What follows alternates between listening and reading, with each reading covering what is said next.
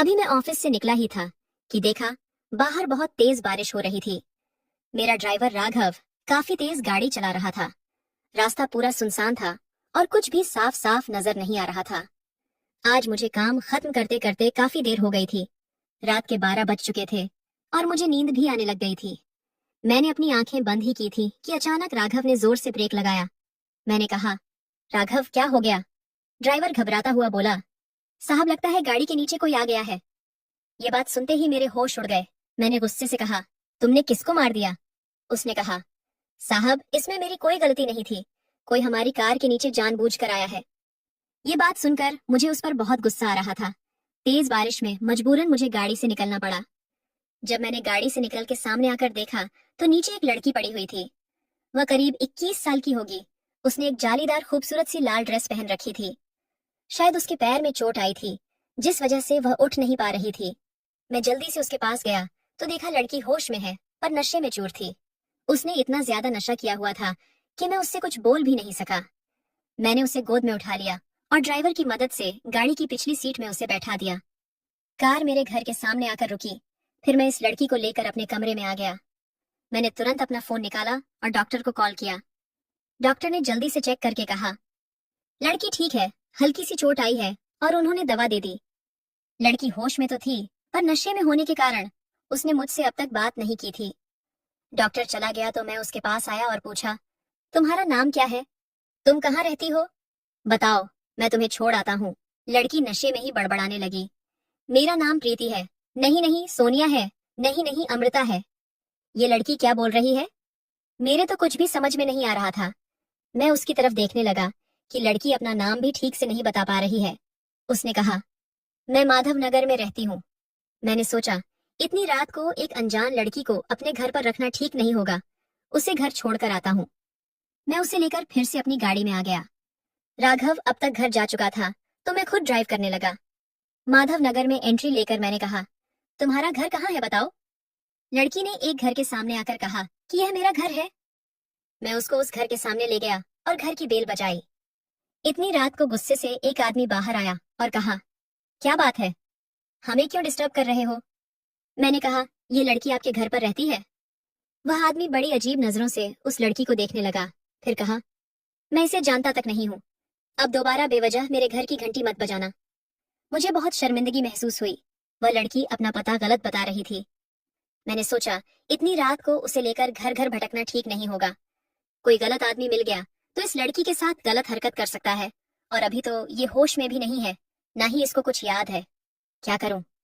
यही सोच रहा था कि लड़की मेरे पास आ गई। कहने लगी कि मुझे बहुत भूख लगी है। उसके चेहरे पर बहुत मासूमियत थी। मैंने गौर किया तो देखा कि वह बला की खूबसूरत है। उसके दूधिया चेहरे पर लाल लिपस्टिक तो कहर ही डाल रही थी। वैसे तो कई औरतें मेरे करीब आने को तरसती हैं, पर यह लड़की कुछ खास सी थी तो मैंने कहा, चलो कुछ खाते हैं। मैं उसे लेकर शहर के एक बड़े रेस्टोरेंट में आ गया। खाना खाते वक्त लड़की ने कहा, मेरा नाम सोनिया है। आज मेरा मूड खराब था, इसलिए ज्यादा शराब पी ली थी और आपकी कार से टकरा गई। मैंने पूछा, तुम्हारा मूड खराब क्यों था? उसने कहा, मेरी कंपनी के मालिक की वजह से। मैंने सोचा, ये इतनी खूबसूरत है, कहीं इसके मालिक की बुरी नजर तो इस पर नहीं पड़ गई। वह चुप और उदास थी तो मैंने बड़े प्यार से पूछा, क्या हुआ सोनिया बताओ?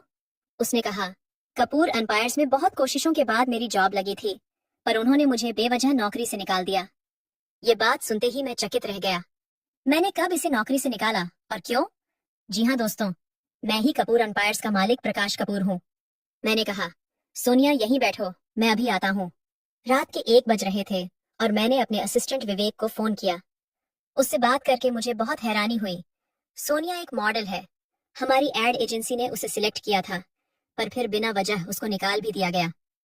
विवेक से बात करने के बाद मैं वापस सोनिया के पास आ गया। सोनिया अभी बैठी बैठी खाना खा रही थी। मेरे आते ही उसने कहा, चलो मुझे अभी कहीं जाना है। मैं उसकी तरफ बड़ी हैरत भरी निगाहों से देखने लगा कि रात 1 बजे वह कहाँ जाना चाहती है। मैंने कहा, तुम्हें इतनी रात को कहाँ जाना है? वो मेरी तरफ देखी और कहने लगी, मुझे कपूर एम्पायर्स के मालिक प्रकाश कपूर से मिलना है। मैंने कहा, कपूर एम्पायर्स के मालिक से मिलकर तुम क्या करना चाहती हो? उसने कहा, मैं उनसे पूछना चाहती हूँ कि किस वजह से उन्होंने मेरा कॉन्ट्रैक्ट यूं कैंसिल कर दिया। बड़ी मुश्किल के बाद मैं मॉडलिंग इंडस्ट्री में आई थी और इतने ऑडिशन के बाद मैं सिलेक्ट हुई थी। मैंने उनकी कंपनी के साथ कॉन्ट्रैक्ट साइन भी कर लिया था, लेकिन आज मुझे पता चला कि वो मेरे साथ काम नहीं करना चाहते। जबकि 2 दिन बाद मेरी पहली शूटिंग होने वाली थी। मेरी जगह पर उन्होंने किसी रीना नाम की लड़की को सिलेक्ट कर लिया, जो शायद प्रकाश कपूर की गर्लफ्रेंड है। उसकी बात सुनकर मुझे अपने आप पर गुस्सा आने लगा था। मैंने ही रीना के कहने पर आज इस लड़की को निकाला था। रीना मेरी बहुत करीबी दोस्त और एडवाइजर है, पर सबको कहती फिरती है कि वह मेरी गर्लफ्रेंड है। मैंने उसके साथ कई रातें जरूर गुजारी हैं, पर मेरे दिल में उसके लिए ऐसी कोई भी फीलिंग नहीं है। वह यह काम करना चाहती थी, इसलिए उसने सोनिया को हटा दिया।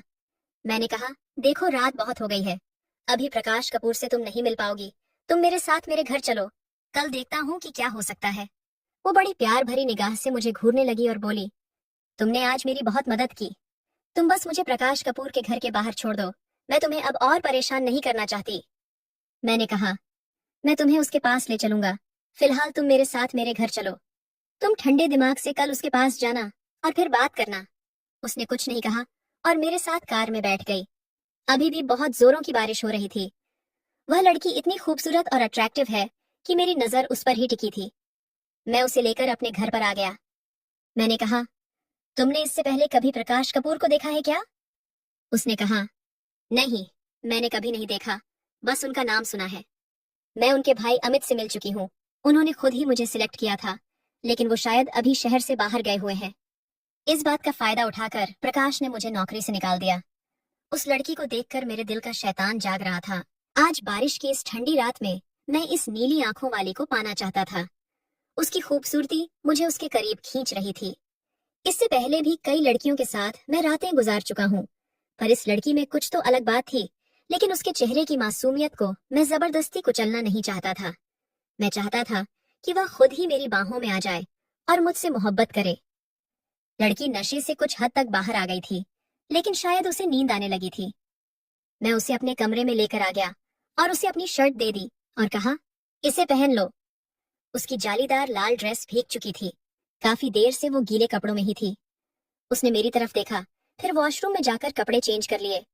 अब वो मेरे सामने आकर खड़ी हुई तो वह बस एक शर्ट में थी। मैं उसे सर से पांव तक देख रहा था। लड़की लंबी चौड़ी एकदम मॉडल जैसी फिगर थी। न जाने क्यों मैंने इस लड़की को काम से निकाल दिया था। ये लड़की तो कयामत ला सकती है। उसने मेरे पास आकर कहा, मुझे बहुत तेज नींद आ रही है।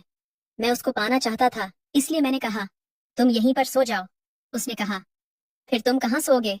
मैंने कहा, मैं बेड के दूसरी तरफ सोऊंगा। वो बड़ी अजीब निगाह से मुझे देखने लगी और मन ही मन कुछ सोचने लगी थी। मैंने कहा, घबराओ मत, मैं उधर सो जाऊंगा। वो कुछ सोचकर चादर ओढ़कर बेड पर ही लेट गई। मेरी नजर उसकी ओर से हट ही नहीं रही थी। मैंने उसके पास आकर कहा, सोनिया, तुम बहुत खूबसूरत हो। उसने कहा, खूबसूरती से कुछ नहीं होता। मैं सक्सेसफुल नहीं हूँ। न जाने क्या क्या सपने देखकर इस शहर में आई थी, और आज देखो मेरे पास कुछ भी नहीं है। मैंने कहा, मैं एक बहुत लकी इंसान हूँ। तुम चाहती हो तुम कुछ बन जाओ, कामयाब हो जाओ, तो मेरे पास इसके लिए एक अच्छा तरीका है। वह बहुत मासूमियत से मुझे देखने लगी और बोली, क्या करना होगा मुझे? मैंने कहा, मैं बहुत लकी इंसान हूँ। अगर तुम मुझे किस करो तो हो सकता है कि तुम्हारी किस्मत खुल जाए। वो मेरी तरफ टकटकी लगाकर देखने लगी, मानो उसे यकीन नहीं हो रहा था। वो बोली, ऐसा कैसे हो सकता है? मैंने तो कभी ऐसा नहीं सुना। मैंने कहा, यकीन नहीं आता तो आजमा कर देख लो। वह मेरी तरफ देखने लगी। वो उस समय इतनी सुंदर लग रही थी कि मैं कुछ न सोचते हुए उस पर झपट पड़ा। लड़की घबरा गई और बोली, बस अब प्लीज यहीं रुक जाओ। मैं उसकी ओर देखने लगा कि उसकी आंखें बंद हो गई थीं और वह गहरी नींद में चली गई। मेरे सामने एक अप्सरा सी खूबसूरत लड़की लेटी हुई थी और वह बहुत गहरी नींद में सो रही थी। मेरी प्यास अधूरी ही रह गई थी, लेकिन मैंने सोचा कि मैं जब तक इसे पा नहीं लेता मेरे कलेजे को ठंडक नहीं पहुंचेगी, और यही सोचकर मैं उसके जिस्म से कपड़े खोल खोल कर अलग करने लगा। लेकिन तभी मेरी नजर उसके सीने पर पड़ी तो मेरे पैरों तले जमीन निकल गई। मैं बिल्कुल पसीने पसीने हो गया और मेरे आंखों से आंसू आ गए।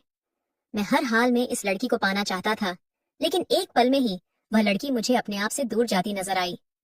मजबूरन मैंने उसे उसी हाल में छोड़ दिया। फिर क्या था, मुझे भी नींद आ गई और मैं भी सो गया। सुबह 5 बजे जब मेरी नींद खुली तो मेरी नजर फिर से सोनिया पर चली गई। उसके चेहरे की मासूमियत मेरे दिल को छू रही थी और अचानक ही उसकी भी नींद खुल गई। नींद खुलते ही एक पल के लिए वह घबरा गई। उसने मुझे देखा, फिर अपने जिस्म को देखा। उसके जिस्म में कपड़े नहीं थे। वह जल्दी से उठी और मेरी दी हुई शर्ट पहन ली। उसके बाद जल्दी से उठकर वह बाथरूम चली गई और अपने जालीदार कपड़े पहनकर फिर से वापस आ गई। बाहर आकर वो मेरी ओर बड़े गुस्से से देखने लगी और बोली, सच सच बताओ तुमने मेरे साथ रात में क्या किया? मैं उठकर बैठा। मैंने उससे कहा, मैंने तुम्हारे साथ कुछ नहीं किया। उसने कहा, फिर मैं ऐसे हाल में कैसे आई? मैंने तुम्हें अच्छी तरीके से पहचान लिया है। ऐसी हरकत तुम ही कर सकते हो मिस्टर प्रकाश कपूर। उसका नशा उतर चुका था, शायद इसलिए उसने मुझे पहचान लिया था। एक पल के लिए तो मेरी बोलती बंद हो गई और मैं चुपचाप उसकी ओर देखने लगा।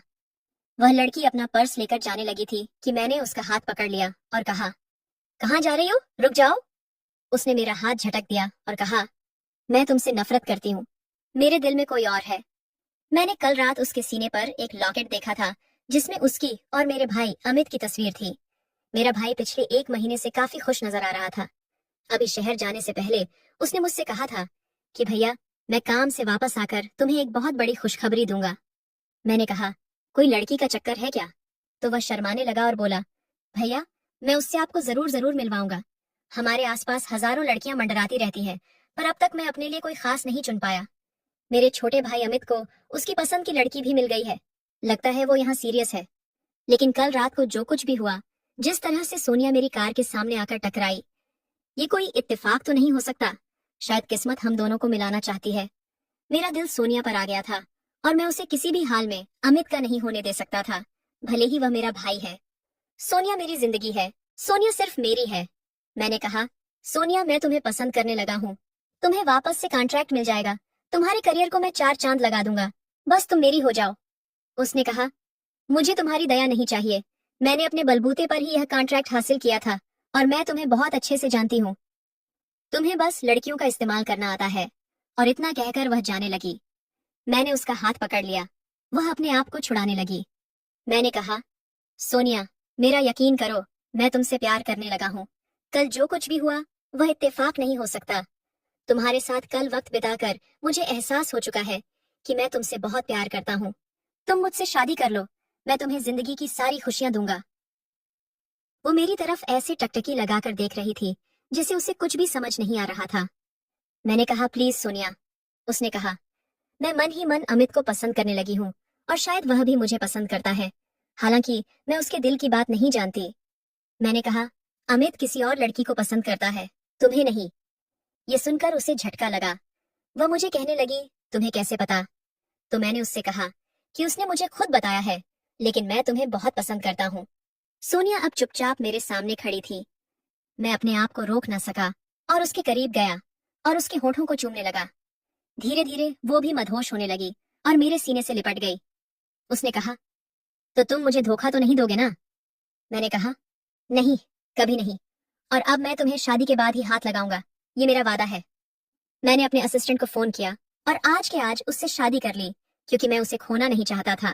मेरा भाई जब काम से वापस आया तो मैंने उसे सोनिया से मिलवाया।